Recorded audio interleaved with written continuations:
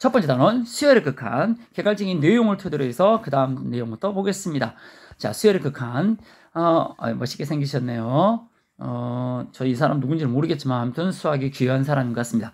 자, 이제 첫 단원 수열의 극한입니다. 별 내용 없습니다. 수렴, 우리가 알고 있는 이미 아는 내용이고, 수열은 뭐니? 말씀드렸잖아요.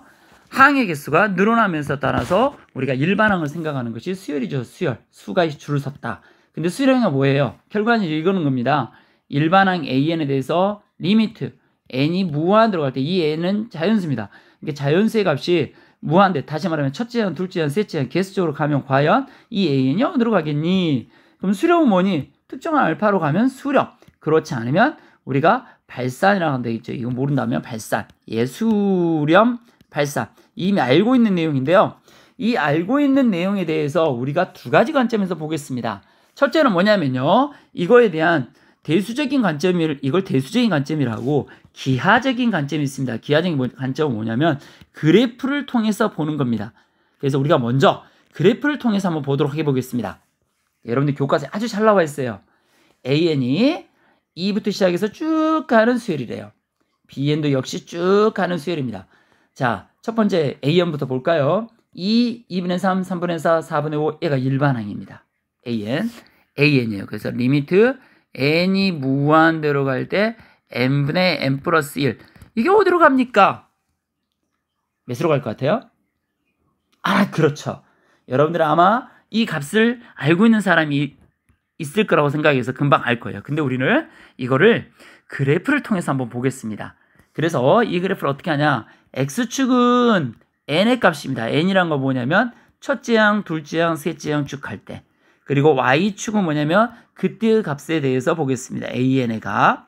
그래서 첫째 항은 2죠. 그래서 첫째 항일 때 2의 점을 찍는 거죠. 둘째 항은 2분의 3. 그래서 두 번째 항은 2분의 3.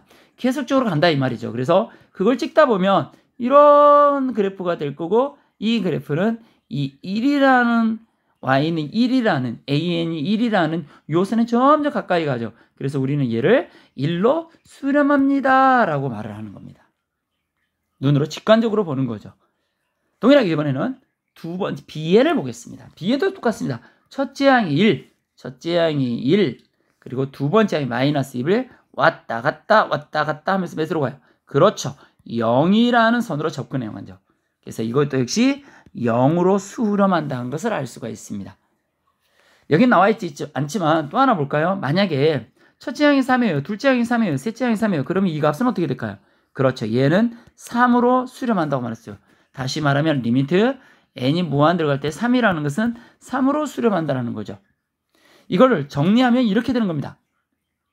정리한다면 리미트 n이 무한 들어갈 때 an이 특정한 알파로 가면 우리는 이걸 수렴한다라고 이야기를 하고, 이 알파를 우리가 극한 또는 극한값이라고 말을 하죠. 그리고 C, 어떤 아까 조금 전에 3이라고 한다면 3으로 쭉 가죠. 역시 이것도 수렴한다. 그래서 리미트 n이 무한 들어갈 때 C는 C가 되더라. 예를 한번 볼까요? 다음 수열의 극한값을 그래프를 이용하여 구하시오. 첫째 항이 3분의 1, 둘째 항이 4분의 1, 셋째 항이 5분의 3 쭉 갈 때 일반항이 n 플러스 2분의 n이라고 한다면 이 극한값은 어떻게 되겠니? 그렇죠. 그래프를 그려보는 거죠. 밑에 그래프가 아주 잘 나와 있어요. 첫째 항이 3분의 1, 둘째 항이 4분의 2, 5분의 3 쭉 갑니다. 그러다 보면 1로 점점 가까이 간다는 것을 눈으로 확인할 수 있죠. 이렇게 해서 여러분들이 수렴에 대한 문제를 해결하시면 되겠습니다.